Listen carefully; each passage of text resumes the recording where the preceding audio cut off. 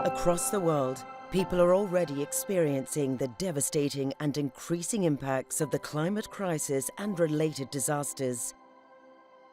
And the world's most vulnerable people are being hit the hardest, with 91% of sudden onset-related deaths from 1970 to 2019 occurring in developing countries.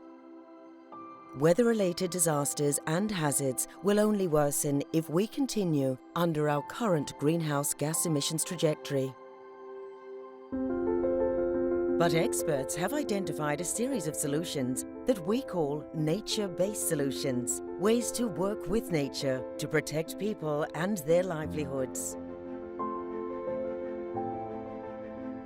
Coral reefs, for example, can reduce wave energy by up to 75%, massively reducing the risk of coastal erosion and flooding during storms.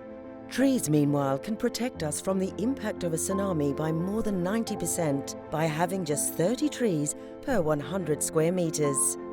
In addition to protecting us from possible disasters, nature-based solutions can also contribute to food and water security, health improvements, and reverse nature loss. Our findings also prove that working together with nature makes economic sense, and that implementing nature-based solutions could save developing countries more than $100 billion a year by 2030. Let's work together with nature to protect people.